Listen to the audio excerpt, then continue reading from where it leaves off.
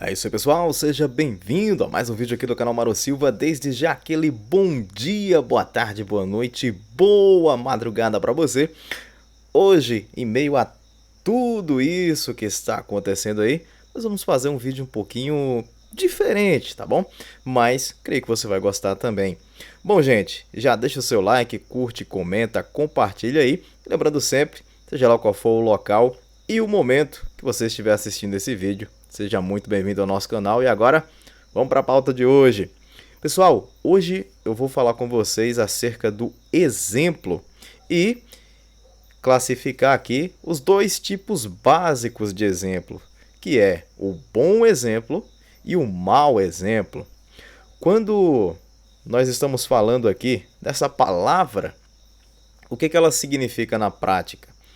Quando eu falo em exemplo, quer dizer que é uma atitude, ação ou algo que foi feito ali que sirva de base para que outras pessoas possam fazer da mesma maneira ou de forma semelhante ou exatamente o contrário, para fazer exatamente o oposto ou quase que o oposto daquilo que foi feito. Ficou meio confuso?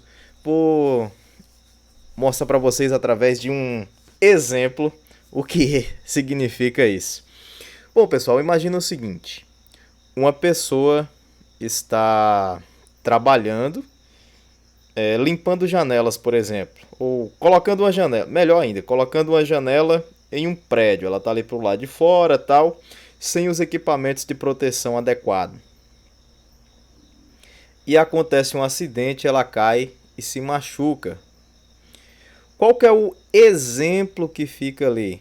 Que se ela trabalhar sem os equipamentos de proteção, sem resguardar a sua vida, ela pode se ferir, se machucar, atingir uma terceira pessoa, pode vir a óbito se ela não se proteger. Então aquele é um exemplo para não se seguir, ou seja, é algo que aconteceu, uma atitude da pessoa que é tomada ali como base para não ser seguida, ou seja, aquilo que ela fez foi errado e não se deve seguir. Do outro lado agora um bom exemplo. Vamos dizer que você tá atravessando a rua e aí viu ali, sei lá, uma pedra, alguma coisa que poderia ser atingida por um carro e aquilo sair, bater na perna de alguém, machucar ou derrubar alguém de moto, de bicicleta, causar um acidente, uma coisa até grave. O que aconteceu? Você viu uma pessoa indo lá, pegando aquela pedra. Inclusive eu sempre faço isso, sempre que eu encontro uma pedra no meio da rua assim, que pode causar algum tipo de acidente, eu pego ela e coloco ali no em cima do passeio, no cantinho, no pé de uma árvore, em algum lugar que não vai causar nenhum dano a uma pessoa que venha de moto, de carro, de bicicleta ali. Às vezes até mesmo de pé, a pessoa está distraída, senta o dedão na pedra ali, machuca e dói, viu? Mas principalmente de moto é muito perigoso. E às vezes dependendo, aquilo é meio que achatado assim na beirada da roda de um caminhão e sai com força, acaba atingindo às vezes uma pessoa e pode causar problemas sérios. Então, o que acontece? Você viu a pessoa fazendo aquilo que pode livrar uma pessoa até mesmo de morrer, dependendo de como tudo se desenrolar. Isso foi um bom exemplo a ser seguido. Às vezes você está passando na rua, tem um lixo ali no chão. Essa aqui também eu costumo fazer. Aí tem uma garrafa no chão, tem alguma coisa tal. Às vezes a 5, 10 metros de uma lixeira. Eu vou lá, pego, coloco na lixeira. Aí você viu aquilo como exemplo tal. Esse é um bom exemplo a ser seguido, ou seja, uma atitude, uma ação, algo que foi feito ali para que, de certa forma, sirva como base e que outras pessoas copiem aquilo que é bom.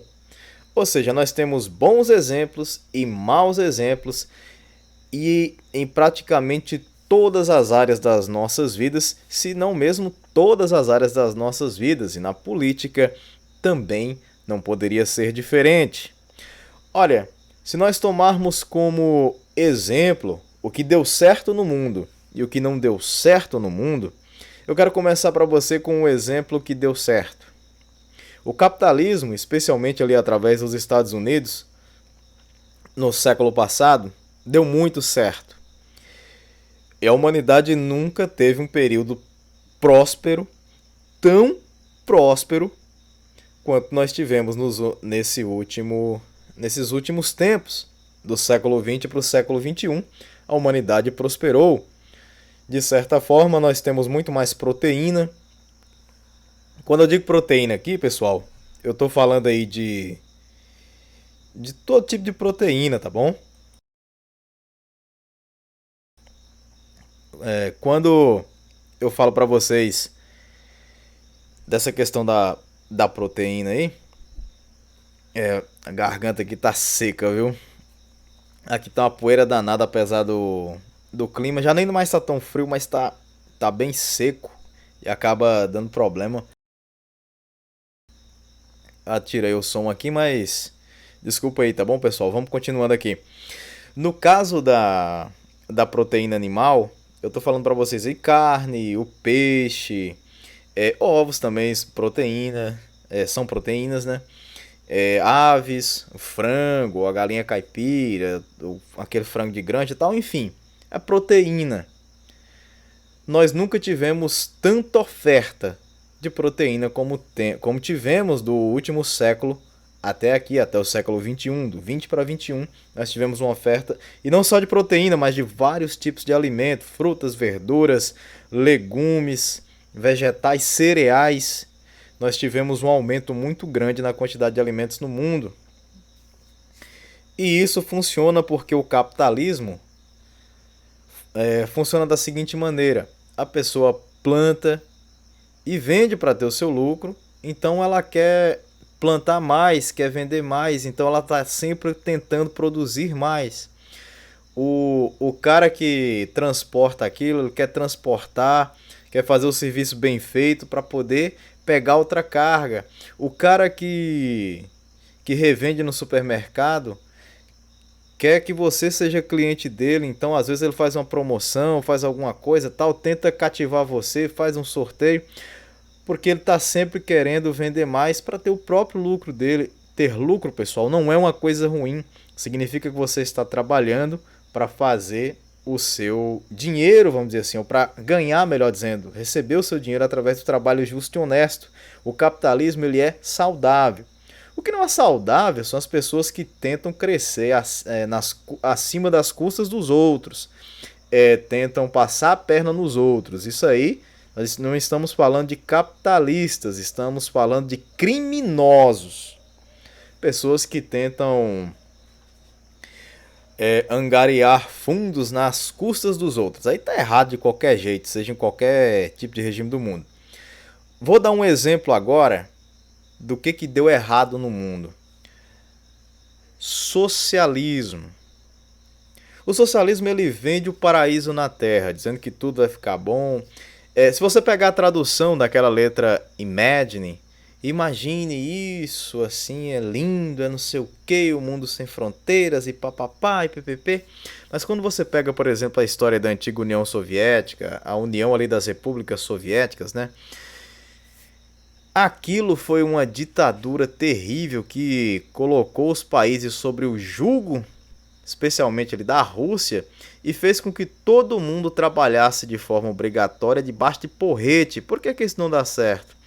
A pessoa que produzia, por exemplo, um saco de milho, a que produzia 20 no mesmo terreno ali, claro que eu estou fazendo um exagero de ideia aqui, é uma hipérbole, tá bom, pessoal?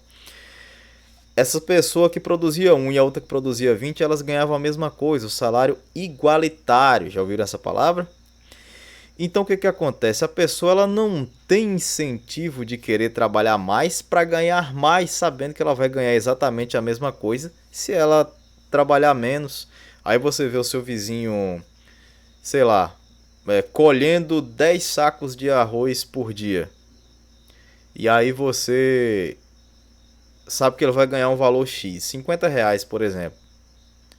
E você, se você colher um saco, você vai ganhar os mesmos 50 reais. Você vai, vou me matar nada. Já no capitalismo, vamos supor que seja 5 reais por saco. Se a pessoa colher 10 sacos, 50 reais. Se ela colher um saco, 5 reais. Aí o cara fala, não, vou ter que trabalhar mais porque eu preciso ganhar mais dinheiro. É assim que funciona no capitalismo. Enquanto isso, no regime socialista, você tem um Estado paternalista, entre aspas, que te oferece todos os serviços básicos ali, alguns até mais do que básicos, porém são serviços que não funcionam. Quando você vai procurar um médico, por exemplo, não tem um médico, porque o médico não quer ganhar aquilo ali. Quando tem um médico e ele pode sair daquele lugar, ele sai, foge para outro país para poder ter uma vida melhor. Olha só o que aconteceu com a União Soviética em 1991, para quem não se lembra. A União Soviética ruiu. Ela implodiu. O sistema simplesmente não funcionava. Então, esse é um mau exemplo de economia a se seguir. Voltando aqui para o nosso século XXI, para a era atual, para o tempo atual, melhor dizendo. Os nossos tempos trazem o governo atual, o presidente Jair Bolsonaro, com a proposta que vem encabeçada pelo ministro Paulo Guedes, de respeitar teto de gastos, de cortar gastos desnecessários, de investir na infraestrutura para diminuir o custo da produção, o custo do transporte dessa produção, deixar o produto mais competitivo, fazer com que as reformas fiscais, tributárias sejam feitas. Infelizmente, há sim algumas diminuições de vantagens e tal, mas é algo que é necessário para o país não quebrar, porque a administração passada quase quebrou o país. Então, essa é a proposta, continuar deixando o país com economia cada vez mais pragmática. O que significa isso? Cada vez mais enxuta, com Estado menor e cobrando menos impostos para que você e eu tenhamos que trabalhar menos para o Estado. O que significa isso, Mário? Significa o seguinte: a cada mês que você trabalha, 3, 4, 5, 6, 7 dias é o que você trabalha para pagar imposto do Estado. Então, vamos supor aqui que a cada 30 dias de trabalho seu é como se fosse 3 ou 4 dias que você trabalhou fosse para o Estado. É simplesmente isso. Ou seja, você trabalha, mas não para você, e sim para o Estado, que não te dá o retorno em pavimentação asfáltica, coleta seletiva de lixo. Eu falo para vocês e provo, aqui na minha rua hoje, por exemplo, era dia da coleta seletiva de lixo. Da coleta seletiva não, que aqui na cidade de Manga nem tem coleta seletiva. Era dia da coleta de lixo, saneamento básico, e isso não aconteceu. Vou até falar a data aqui, ó. Hoje, quinta-feira, 26 de maio de 2022, e a coleta seletiva de lixo não passou aqui na rua de casa. Simples assim. Mas a gente paga tudo quanto é taxa que vocês imaginarem. É para água, para luz, de esgoto. Inclusive a taxa de esgoto é absurdamente cara aqui. Se eu não me engano, é 90% da conta de água. Por exemplo, se você vai gastar lá gastou 100 reais de água, você paga 190. Os 90 é pela taxa de esgoto. Absurdo.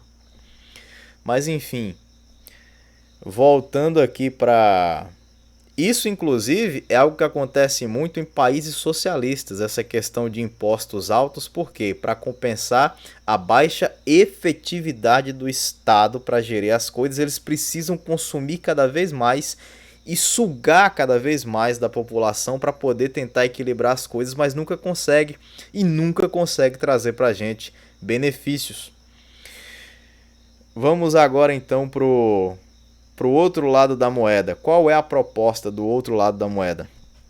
Olha, A oposição, encabeçada por Lula e pelos candidatos da, entre aspas, terceira via, que já nasceu natimorta, não decola nem se amarrar ela no helicóptero e pedir para levantar voo. É perigoso o helicóptero cair, mas a terceira via não sobe. O que acontece? Qual que é a proposta? Eliminar o teto de gastos. Pessoal, o que é o teto de gastos? Eu vou fazer uma analogia bem simples aqui. Imagina você que está aí do outro lado. Imagina que você recebe R$ 1.200 por mês. Então você tem R$ 1.200 para trabalhar. Você vai comprar comida, vai pagar água, luz, gás, telefone, ou colocar crédito no telefone, vai talvez pagar o material dos meninos da escola, fazer algum conserto em casa, fazer alguma coisa. Mas tudo isso tem que estar dentro do seu orçamento. Se você passou, por exemplo, R$ 1.300, R$ 1.400, você recebe 1.200. Ganha não, né? Recebe pelo trabalho. Você recebe 1.200. Se você passou R$ 200 ali, ou seja, gastou 1.400, para o outro mês você já vai ficar pendurado, você já vai entrar o mês devendo R$ 200. E eles querem cortar o teto de gastos, ou seja, se você tem R$ 1.200 aí, o ideal é que você... Eu não sei se é bem o ideal, mas vamos supor que você estabeleça o teto ali em R$ 1.000. Você tem 200 ali para fazer alguma folga, ter uma folga, sair um final de semana, comer uma pizza, tomar um refrigerante, fazer uma viagem curta, deixar para uma reserva caso aconteça alguma coisa, enfim. Só que no máximo você deve gastar aquilo que você arrecada. Lembra do seu teto, R$ 1.200? Você não pode gastar mais do que isso, senão você vai ficar endividado. Eu fiz aqui, mas no mês que vem eu acerto.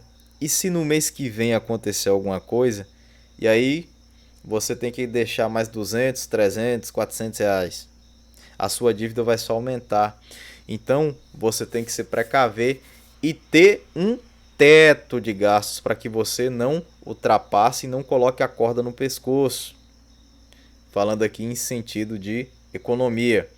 Quando você tem um candidato, Lula, por exemplo, que defende acabar, eliminar com o teto de gastos, o que ele está dizendo? Nós queremos gastar, continuar gastando igual nós fizemos no passado e depois soltar a conta pro bestão pagar, pro brasileiro pagar. Foi isso que aconteceu. Você acha que as coisas estão caras hoje? Água, luz, gás, telefone, tal. É culpa da crise mundial também, uma série de coisas, os governadores aproveitando para enfiar a faca nos impostos. Mas nós ainda estamos pagando a conta também da dívida, do prejuízo deixado pelo PT lá atrás, da irresponsabilidade fiscal. Ou seja, todo aquele problema que foi feito nos mandatos passados, nós ainda estamos pagando a conta. Igual o presidente falou há pouco tempo, se não me engano era 900 bilhões, os valores eu não sei exatamente agora, pesquisa aí, se eu estiver errado me corrija nos comentários, mas parece que era 900 bilhões de prejuízo e o Brasil até agora pagou, se não me engano, 100 bilhões. É muito dinheiro, pessoal, mas a gente ainda está pagando o que essa turma fez na nossa economia. E nós só vamos conseguir decolar de uma vez por todas quando colocar tudo nos eixos e a oposição fica ancorando, puxando o país para baixo. Mas vamos lá, para finalizar aqui a proposta que eles têm: eliminar o teto de gastos, ou seja, fazer igual fizeram no passado, liberar o crédito adoidado para todo mundo, para que todo mundo se encha de crédito, se encha de dívida e depois não consiga pagar e a bomba estoure no colo do próximo presidente que entrar. Qual que é a ideia do Ciro Gomes?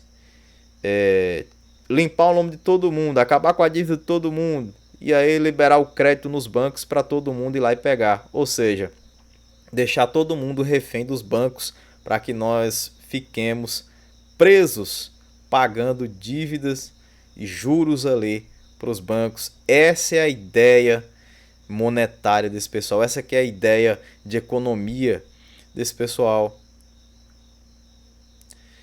Olha, pessoal, esse exemplo do que foi o governo do PT foi uma coisa terrível. Eles simplesmente quebraram a economia do país, mais até do que a pandemia. No tempo da Dilma, o Brasil cresceu menos do que com a pandemia. Abre o olho, Brasil! Você, jovem que não conhece o que foi esse governo, começa a pesquisar. Não caia na lábia das pessoas, não. Tem gente que vota aí com o coração, de qualquer jeito, às vezes até com o fígado, mas começa a usar o cérebro para votar e não coloca essa turma. Se você está com alguma dúvida, ora, pede ajuda a Deus, conversa com as pessoas, mas não cometa o erro de colocar lá quem foi completamente irresponsável com o país e quase quebrou o país e sem pandemia. E numa época que corria muito mais dinheiro no mundo. Eu sei o que eu estou falando. Naquela época a China estava crescendo assustadoramente e levou junto economias emergentes que nem a do Brasil. E eles conseguiram quebrar o país com essas condições. Um absurdo. Finalizando aqui o vídeo. Achei que esse vídeo ia ficar até mais curto, mas vamos lá. Para finalizar aqui a questão do exemplo. Um exemplo bom. Aquilo que foi feito na economia brasileira pelo Paulo Guedes, dá para ser relembrado lá atrás, quando os militares assumiram o poder para impedir que se instaurasse aqui uma ditadura socialista. Quando os militares estavam no poder, foi o período que o Brasil mais se desenvolveu, o período que a economia brasileira mais cresceu, período esse chamado, inclusive, de milagre econômico. Se não acredita em mim, pesquisa e você vai ver o que foi o milagre econômico para o Brasil. Olha que bom exemplo. E para finalizar, vou dar um exemplo ruim. Vou dar dois, na verdade. Vai um de lambuja. Olha a Venezuela. País com as maiores reservas de petróleo do mundo. Mas quando entrou um governo socialista, barra comunista, barra bolivariano, barra chavista, barra madurista e o que maisista que vocês quiserem, esse governo afundou a Venezuela e o pessoal lá comendo até os animais domésticos por falta de alimentos. A Argentina, do kirchnerismo, sei lá o queísmo que tá lá agora. Um país que já foi considerado a Europa na América do Sul, já foi o país mais rico do sul da América. E hoje o pessoal que pode sai de lá. E aqueles que não têm condições, desenterrando comida podre, carne podre para comer. É esse o exemplo econômico que vocês querem no Brasil? Um governo, um regime governamental que pega o país promissor com as maiores reservas de petróleo do mundo e transforma a população numa população miserável, um sistema de governo que pega aquele país que já foi considerado a Europa na América do Sul, estou falando da Argentina, e faz com que esse país cresça assustadoramente o número de miseráveis?